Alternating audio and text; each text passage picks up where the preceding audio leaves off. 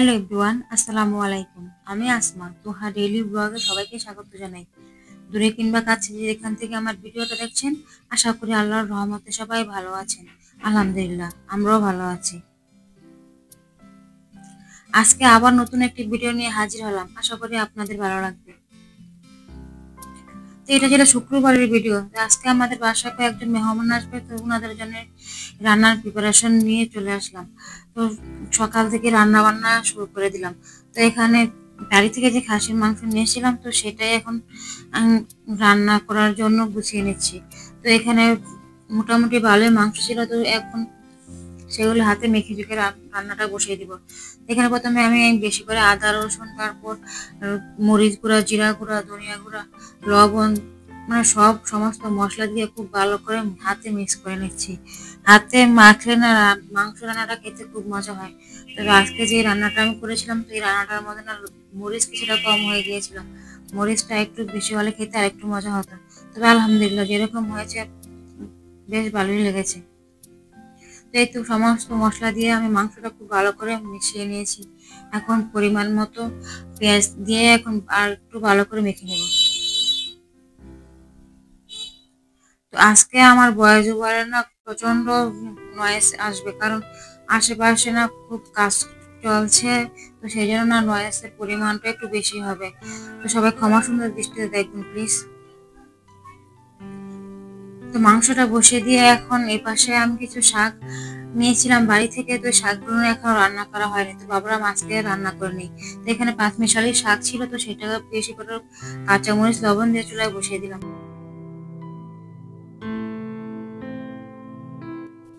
বাড়ি থেকে শাকগুলো নিয়ে এসেছি, প্রায় অনেক দিন হয়ে গেল। তো আজকে রান্না করব, কালকে রান্না করবো, এই কথা বলতে বলতে না তো এখন শাকগুলো রান্না করা হচ্ছিল। তো ভাবলাম আজকে যেহেতু আমরা অনেকজনই আছি, তো আজকে শাকটা রান্না করে নিলে খাওয়া হয়ে যাবে। তাই আজকে শাকটা রান্না করে নিলাম। তো শাকটা খুব ভালো করে সিদ্ধ করে আমি খুব বেশি করে মরিচ দিয়ে এখন শাকটা বাগার দিয়ে নিলাম। তো আলহামদুলিল্লাহ, শাক রান্নাটা খুব মজা হয়েছিল। তো এখন আমার মাংস কষানোটা প্রায় মোটামুটি হয়ে এসেছে। এখন আলু দিয়ে একটু ভালো করে নাড়াচাড়া করে আর একটু ভালো করে কষিয়ে নেব।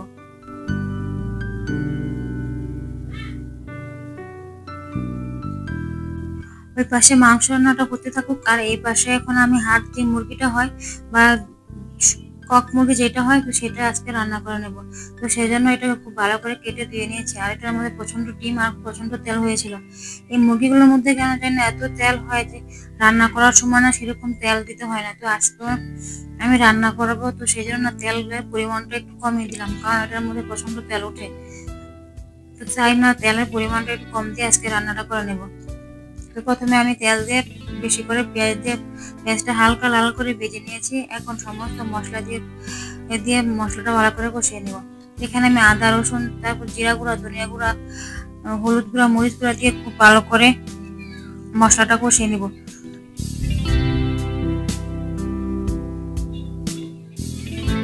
একে একে সমস্ত মশলা দিয়ে আমি মশলাটা খুব ভালো করে কষিয়ে নিয়েছি। এখন মুরগিটা দিয়ে একটু ভালো করে নাড়াচাড়া করে নেব। এই মুরগিটা খেতে খুব মজা লাগে। আমরা আবার আমাদের ঘরে সবাই মুরগিটা খেতে পছন্দ করি। আর এই মুরগিটার মধ্যে না অনেকগুলো ডিম হয়েছিল, তো ডিমগুলো আবার ফেলে দেবো, তো তাই ভেবে ডিমগুলো দিয়ে দিলাম। খুব ভালো করে নাড়াচাড়া দিয়ে এখন আমি মুরগির মাংসটা রেখে দিলাম। এটা হতে খুব সময় লাগবে, তো সেই জন্য এই পাশে এটা হতে থাকুক। আর এই পাশে আমার খাসির মাংস রান্নাটা হয়ে গেছে, এখন পোলাওটা বসিয়ে দিব। তো পোলাওটা বসানোর জন্য আমি একটু বড় হাঁড়ির মধ্যে এখানে কিছুটা পেঁয়াজ দিয়ে, তারপরে সমস্ত গোটা মশলা দিয়ে, এখন কিছুটা আদা রসুন দিয়ে এখন ভালো করে মিক্স করে নিয়েছি। তো মশলাটা হালকা একটু ভেজে নিয়েছি। এখন সমস্ত পোলাও চালগুলো দিয়ে খুব ভালো করে ভেজে নেব। পোলাও চালটা একটু ভাজতে দেখা যায় কি পোলাওটা খেতে খুব মজা লাগে, আর একটা সুন্দর গ্রান আসে, তার সাথে পোলাওটা খুব জোরজোরে হয়। এখন পরিমাণ মতো পানি, তারপরে কিছুটা গুঁড়া দুধ আর কাঁচামরিচ দিয়ে ভালো করে নাড়াচাড়া করে এটা রেখে দেব।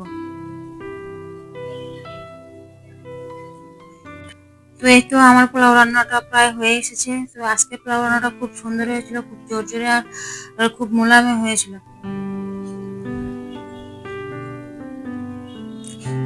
তো আজকের ভিডিওটা যদি আপনাদের একটু ভালো লেগে থাকে একটি লাইক দেওয়ার জন্য অনুরোধ করছি। আপনি যদি লাইফস্টাইল ব্লগ চ্যানেল দেখতে পছন্দ করেন চাইলে আমার চ্যানেলটিকে সাবস্ক্রাইব করে রাখতে পারেন, পাশে থাকা বেল আইকনটি প্রেস করে দিবেন।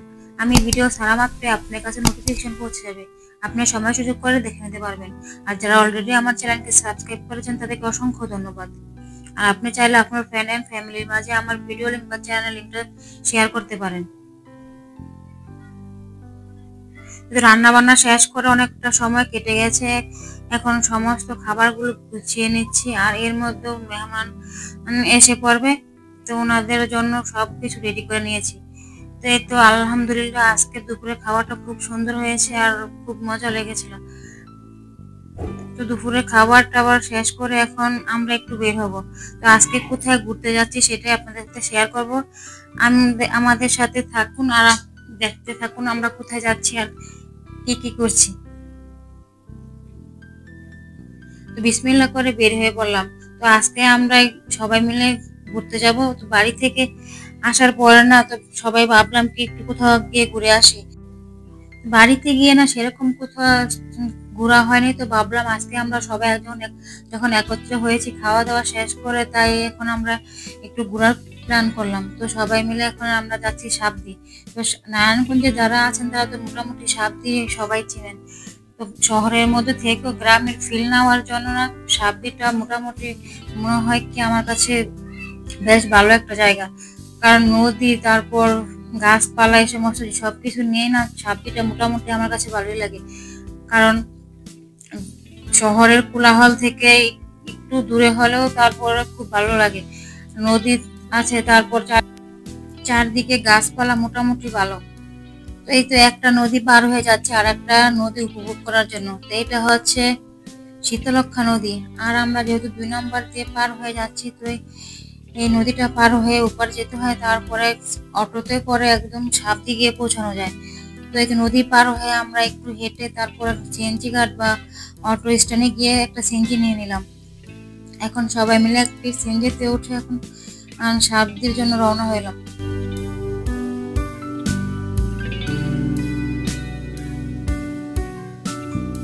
তো সবাই মিলে কোথাও গেলে খুব ভালো লাগে। আর এটা ছিল সাবদি বাজার। আর সাবদি বাজারে দেখলাম খুব সুন্দর না আম, তারপর আতা ফল, গ্রামে যে শাকসবজি পাওয়া যায়, তো সেই সমস্ত জিনিসগুলো এই দেখছিলাম। তবে আমের দামটা মোটামুটি ভালো ছিল, তবে আতা ফলগুলোর দাম না খুব যে দাম বলছিল, তো সেই জন্য না সেখানে না থেমে আবার আমরা সাবদির জন্য রওনা হলাম। তো এই তো চলে আসলাম আমরা সাবদি। তো অটো থেকে নেমে আমরা এখন একটু হাঁটাহাঁটি করছিলাম আর চারপাশে ভিউটা একটু দেখছিলাম। তবে আশেপাশে না বেশ মানুষজন ছিল, তার সাথে আবার খুব দোকানপাটও ছিল। তবে খুব ভালো লাগছিল আর অনেক সুন্দর বাতাসও ছিল। তো হেঁটে এসে আমরা একটা ট্রলার নেই, তো সবাই মিলে এই ট্রলারে বসে একটু ঘোরাঘুরি করলাম। আর এখানে আসলে না সবাই দেখা যায় কি ট্রলার নিয়ে ঘোরাঘুরি করে, কারণ নদীটা উপভোগ করতে হলে ট্রলারে উঠেই চারপাশটা দেখলে না খুব ভালো লাগে। আর এই তো আমরা একটা ট্রলার নিয়ে এখন বেরিয়ে পড়লাম আর চারপাশটা দেখছিলাম।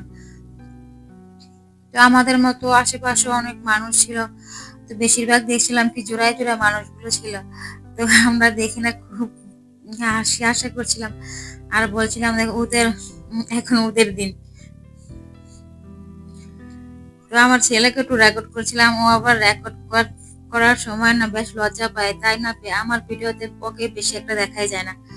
মাঝে মধ্যে হয়তো তুহাকে দেখা যায়, তবে সেটা লুকিয়ে বা অন্য মনস্ক যখন থাকে তখন একটু রেকর্ড করে নিতে পারি। তো আমরা ট্রলারে ওঠার সময় অনেক খাবার টাবার নিয়ে গিয়েছিলাম। এখানে অনেকগুলো আচার নিয়েছিলাম। এখানে মিক্স করা অনেক পদের আচার ছিল, তার সাথে চিপস, বিস্কিট, কোল্ড ড্রিঙ্কস, এই সমস্ত খাবার নিয়েছিলাম। আর আসার সময় আমার ভাই গাছ থেকে আম পেড়ে নিয়েছিল। তো ওরা সবসময় এরকমই করে, যখন গাছে কোনো আম টাম দেখে না ও লাফ দিয়ে পেড়ে নেয়। তবে চুরি করে খাওয়ার না মজা অন্যরকম। তো আগে আমরা যখন বাড়িতে ছিলাম দেখা যেত যখন স্কুল বা কলেজ যেতাম গাছ থেকে আম পেড়ে নিয়ে যেতাম, তার সাথে করে না কিছু মরিচ গুঁড়া বা লবণ দিয়ে খেতাম, তবে খুব ভালো লাগতো। তবে অনেকদিন পর আবার আম চুরি করে আম খেলাম। তবে ট্রলারে বসে খাবার খেতে না খুব মজা লাগছিল। আর আমরা সবাই মিলে ভাবছিলাম যে আবার কয়েকদিন পর আসবো, তখন খাবার রান্না করে নিয়ে আসবো। তো ট্রলারে বসে খাবার মজাই না আলাদা। তো তো এখানে বসে আমরা সবাই খুব এনজয় করছিলাম, আর বাচ্চারা না একটু বেশি এনজয় করছিল। আর ওরা তো সবসময় বাসায় থাকে, দেখা যায় কি একটু বাইরে বের হলে ওরা একটু বেশি আনন্দ করে। তো এখানে যেহেতু নূর আর তুহা ছিল, আর নূর হচ্ছে তুহার সমবয়সী একদম, ওরা দুইজনে একত্রে স্কুলে পড়ে। আর যেখানে যাই আমরা ভাবিরা আমরা সবসময় একত্রে যাই। আর আমরা সবাই একত্রে যাওয়ার কারণে না বেশি আনন্দ হয়, কারণ বাচ্চারা যেহেতু ছোট, তো ওদের সাথে করে নিয়ে আমরা এদিক ওদিক যাই, আর সবাই মিলে যেখানে যাই আমরা সবাই মিলে যাই। তো এই তো ঘোরাঘুরি শেষ করে প্রায় যখন মাগরিবের আজান হবে, তো এর মধ্যে আমরা চলে আসলাম। আর ওইখানে ছিলাম, তবে যেই আশেপাশে যে দোকানগুলো ছিল, তো সেখানে এসে ভাবলাম কিছু চটপুরি ফুচকা খেয়ে নিই। তো এখানে চটপুরি ফুচকা অর্ডার দিয়েছিলাম, আর আশেপাশে ভিউটা একটু দেখিয়ে দিয়েছিলাম। তো এই যে উপর থেকে পুরোটা সাবতি শহর কেমন লাগছে, তো আপনাদের সাথে শেয়ার করলাম। এটা মোটামুটি গ্রাম বলা যায়, কারণ নদীর হেপারের জায়গাটা অনেক মোটামুটি গ্রামই বলা যায়। এই তো সন্ধ্যার আগ মুহূর্তে যে দৃশ্যটা, তো সেটাই আমি ভিডিও রেকর্ড করে রেখেছিলাম। রাস্তার উপাসটা হচ্ছে নদী, আর এই পাশটা হচ্ছে একটা গ্রাম। তো গ্রামের দৃশ্যটা দেখতে খুব ভালো লাগে, তাই আপনাদের সাথে একটু শেয়ার করলাম। আর আশেপাশে খুব অনেক মহিলারা দেখলাম, সবাই শাড়ি, তারপর থ্রি পিস, কিন্তু বেশিরভাগই দেখলাম সাদা থ্রি পিস বা শাড়ি পরেছিল। তো আমরা ভাবি আর আমি দুজনেই আমরা সাদা থ্রি পিস পরেছিলাম। তো দেখলাম সবার সাথে মিসিং হয়ে যাচ্ছিল। তো আমরা ভাবলাম পয়লা বৈশাখ উপলক্ষে বোধহয় সবাই ভাই এই সাদা পরে এসেছিল। তো এই তো আজকের ভিডিওটা এই পর্যন্তই। তো ভিডিওটা কেমন লাগলো সবাই কমেন্টের মাধ্যমে জানাবেন। তো সবার সুস্থতা কামনা করে এখানে বিদায় নিয়ে নিচ্ছি। আল্লাহ হাফেজ, আসসালামু আলাইকুম।